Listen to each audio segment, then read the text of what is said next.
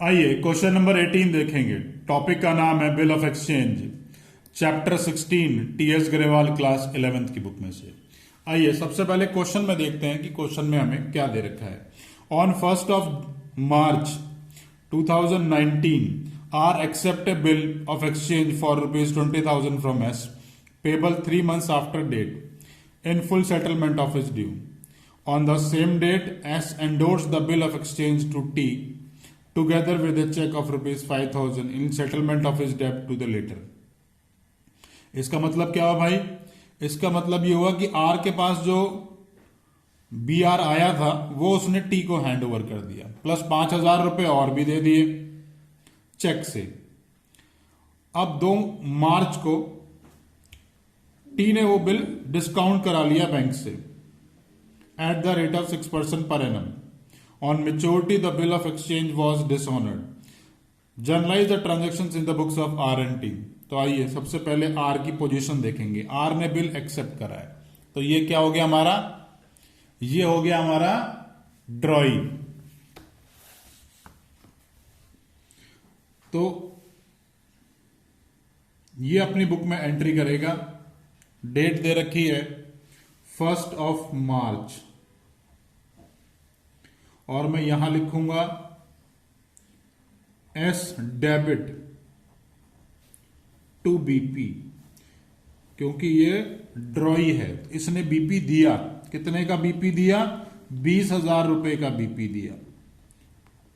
तो narration note कर लेते हैं। Being BP given to S. चलिए, अब टी की बुक में तो अभी कोई एंट्री है नहीं।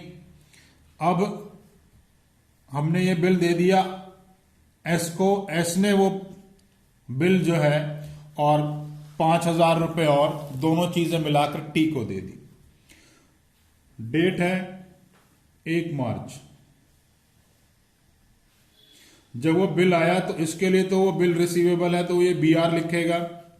और कुछ पैसे चेक से आए हैं, सपोज करके चलेंगे भाई चेक सेम डे हमने बैंक में डाल दिया होगा,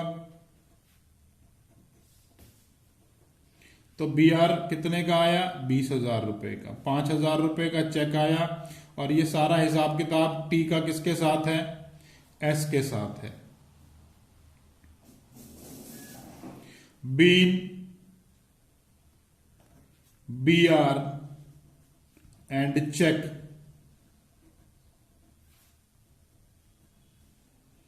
रिसीव्ड फ्रॉम एस। अब मेच्योरिटी आ गई। मेच्योरिटी से पहले हमने 2 तारीख को टी ने वो बैंक से डिस्काउंट करा लिया। जब बैंक से डिस्काउंट कराया तो एंट्री क्या हो जाएगी भाई? एंट्री हो जाएगी bank account debit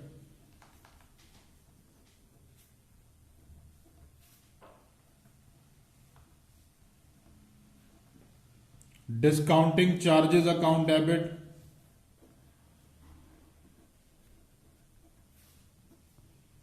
to BR। BR कितने का है? टोटल BR 20,000 रुपए का है। 3 महीने का बिल है। इसकी कैलकुलेशन यहीं दिखा देता हूं आपको मैं। पहले तो नरेशन लिख देता हूं। Being bill discounted from bank. अब इसकी वर्किंग यही बना देता हूं। 20,000 रुपए का बिल था, 3 महीने का बिल है, तो 3/12 और 6% का रेट है तो 6/100।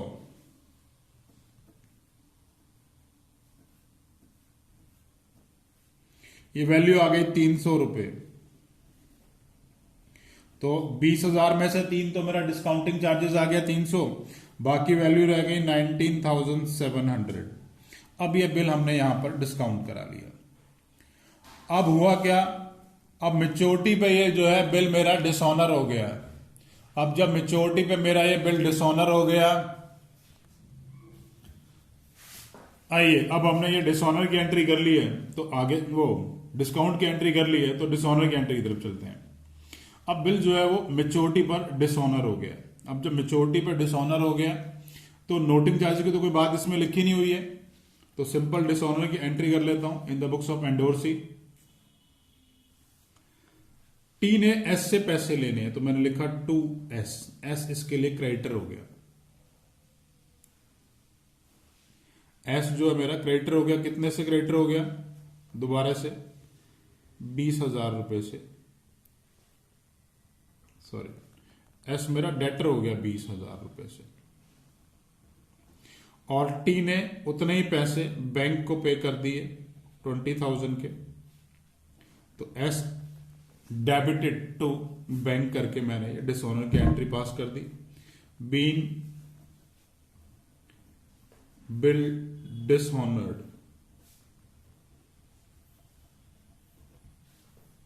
And amount paid to bank. As मेरा डेटर था पहले, उसने मुझे मेरा हिसाब किताब दिया जिसमें मेरे को एक बिल और एक कुछ चेक का पैसा मिला था इस पहले वाली एंट्री में। उसके बाद वो बिल डिसऑनर हो गया तो दोबारा से मैं एस को अपना डेटर बनाऊंगा, डेबिट करा इसलिए मैंने, और पैसे क्योंकि बैंक को पे करने पड़ेंगे क्योंकि इसने बैंक से ले लिए थे तो इसने वो पैसा बैंक को दे दिया। अब देखेंगे कि इसकी एंट्री का effect in the books of drawing क्या आएगा।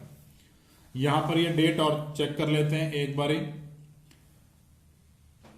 1 मार्च का बिल है, 1 मार्च के बाद 3 महीने गिन लेते हैं, 1 मार्च के बाद 1 अप्रैल, 1 मई, 1 जून, और उसमें 3 दिन ग्रेस के तो 4 जून, तो 4 जून ही मेच्योरिटी की डेट है। आइए इस दिन डिसऑनर की एंट्री यहां भी लगा लेते हैं 4 जून को, और डिसऑनर की एंट्री यहां in the books of drawing क्या होती है, बीपी डेबिटेड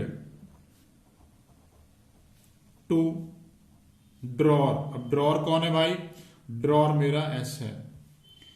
कितने का बिल है, 20,000 रुपए का बिल है।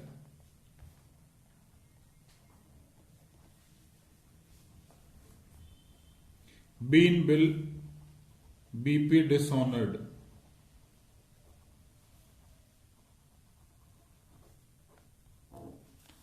तो फाइनली क्वेश्चन इसी तरीके से करना है। क्वेश्चन में कोई भी डाउट आ रहा है तो नीचे कमेंट बॉक्स में कमेंट कर सकते हैं। वीडियो अच्छी लगे तो लाइक बटन जरूर प्रेस किया कीजिए, और अगर इस टॉपिक के ऊपर मेरा वीडियो लेक्चर नहीं देखा है तो प्लीज उसे जरूर देखिए।